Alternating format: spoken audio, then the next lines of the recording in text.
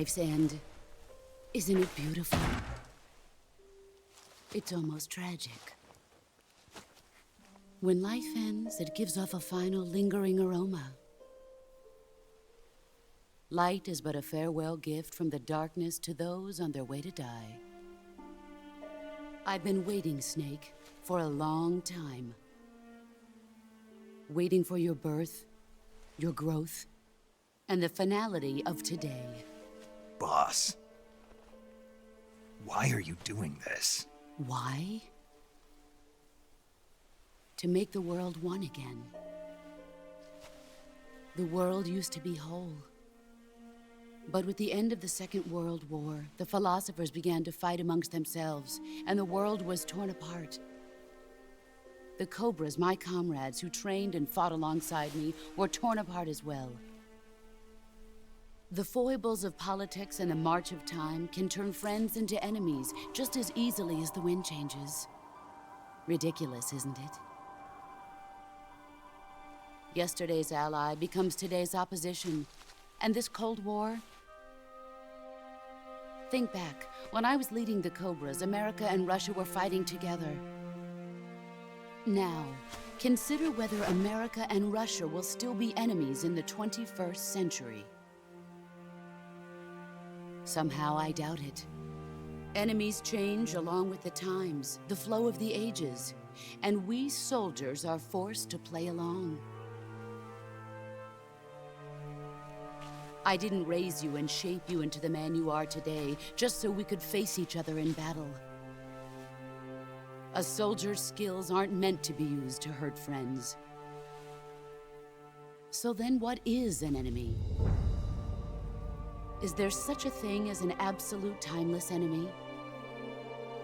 There is no such thing, and never has been. And the reason is that our enemies are human beings like us. They can only be our enemies in relative terms.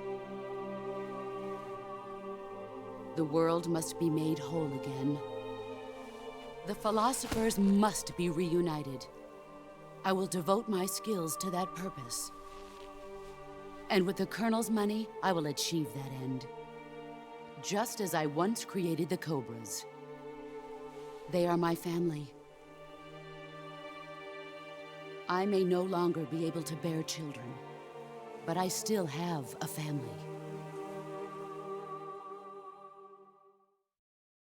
It was November 1st, 1951. I was in the Nevada desert participating in atomic testing. The name Nevada is derived from Spanish, covered in snow, white as snow. And snow is exactly what I saw in that Nevada desert. It froze my blood white. Snake, you were an atomic test subject, weren't you? On Bikini Atoll. That's part of the reason I was drawn to you. You and I are alike.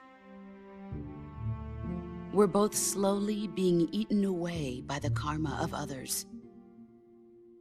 We'll never have the chance to die peacefully of old age.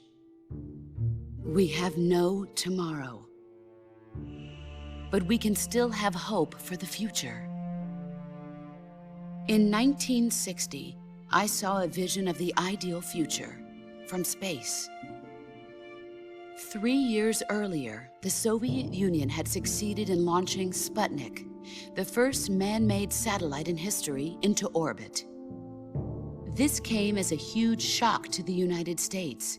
In response, America threw everything it had into its own manned spaceflight project, the Mercury program. Even as the Soviets seemed poised to send their first man into space, America was still experimenting with chimpanzees and rockets. The government wanted human data. So they secretly decided to send a human being into space. I was the one they chose. At the time, they didn't have the technology to block out cosmic rays, and whoever they sent up would inevitably be exposed to heavy radiation. That's why they chose me, After all, I'd already been irradiated once. Of course, you won't find any of this in the history books. I could see the planet as it appeared from space. That's when it finally hit me. Space exploration is nothing but another game in the power struggle between the US and the USSR. Politics, economics, the arms race, they're all just arenas for meaningless competition. I'm sure you can see that, but the Earth itself has no boundaries. No East, no West, no Cold War. And the irony of it is, the United States and the Soviet Union are spending billions on their space programs and the missile race, only to arrive at the same conclusion. In the 21st century, everyone will be able to see that we are all just inhabitants of a little celestial body called Earth. A world without communism or capitalism, that is the world I wanted to see. But reality continued to betray me. In 1961, I was sent to Cuba, to Bahia de Cochinos. It was part of a CIA-sponsored invasion under the guise of taking Cuban exiles back to their country. But the US government betrayed them. Our weak-kneed president held back their air support. Defenseless, the exiles were annihilated by the Cuban army. All I could do was watch in silence. I was set up by the very country I'd sacrificed so much for, by the very government I dedicated my life to defending. I was driven from the surface world, and I went underground. Then, 2 years ago, I faced the sorrow, my old comrade in battle. He was my friend. But one of us had to die. I was left with no choice. The sorrow gave his life for me. There is no enmity between us. One must live, and one must die. That was the mission. The ones who gave me that mission were the philosophers.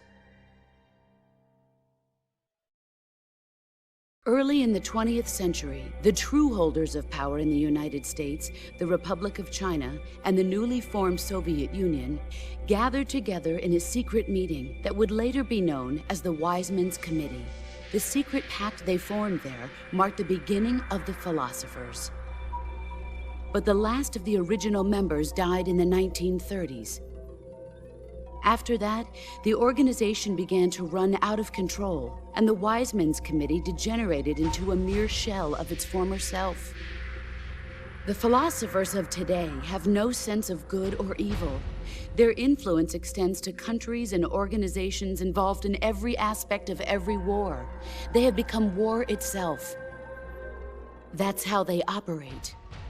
The sacrifices of war cause a shift in the times. This shift leads to renewed conflict, and in turn triggers the next war. Like a nuclear chain reaction, each conflict sparks countless others, forming an endless spiral that will continue on for eternity. Do you understand what I'm saying, Snake? By consuming me and you, the philosophers intend to keep that cycle going forever. It was my father who explained all of this to me. He was one of them. You see, I am the last remaining child of the philosophers.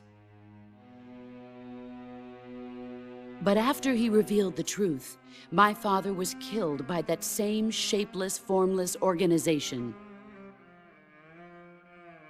And my father isn't the only thing the philosophers have taken from me. In June of 1944, the Cobras and I took part in the landing at Normandy. We'd been given a top-secret mission to locate and destroy enemy V-2 rocket installations. I was pregnant at the time. The sorrow was the father. I gave birth on the field of battle. a beautiful baby boy. But my child was snatched away from me by the philosophers.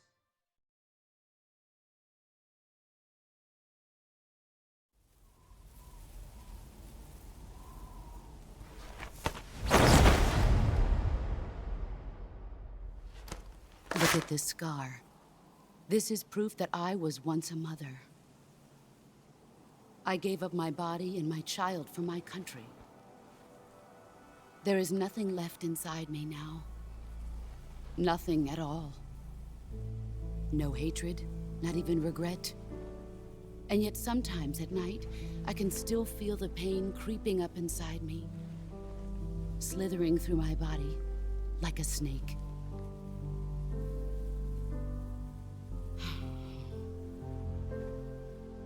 I've never talked this much about myself before. Thanks. Thanks for listening to me.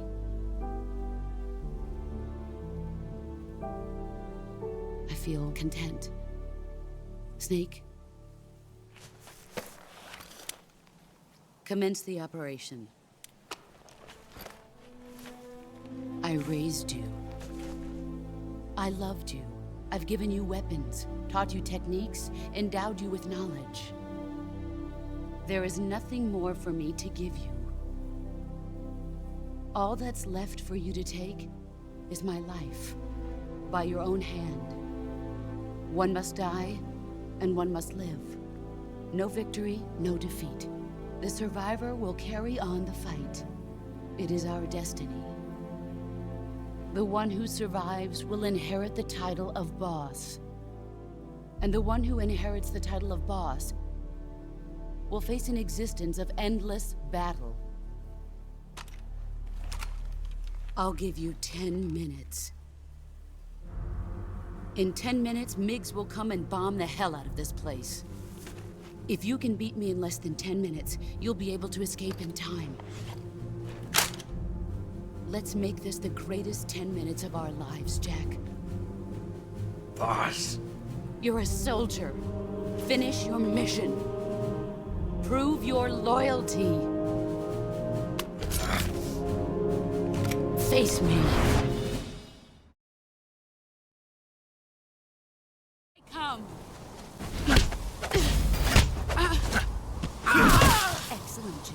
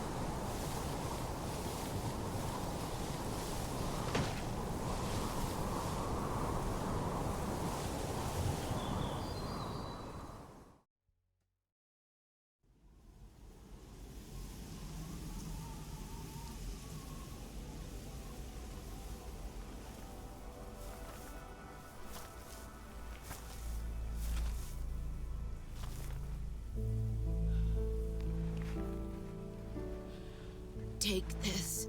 Keep it safe.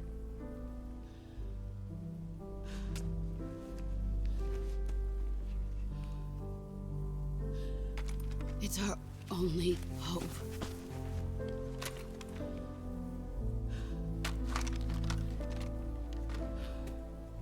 A patriot? Why are you giving me this? Jack.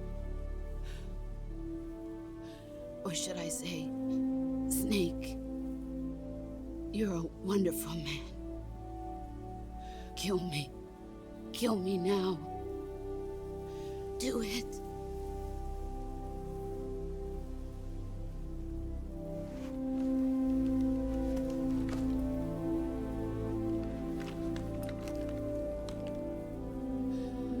There's only room for one boss and one snake.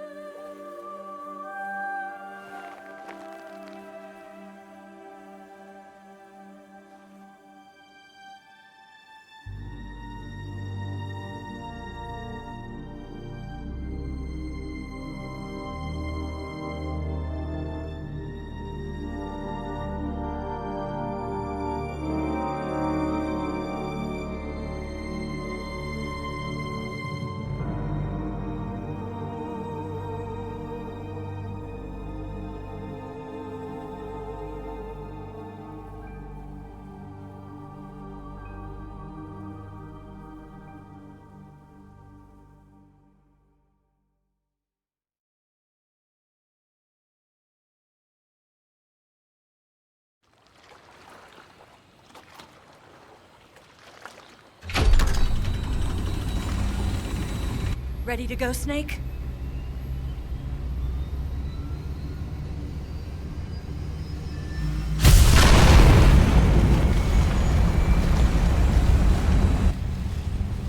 Are you okay? Snake? Yeah.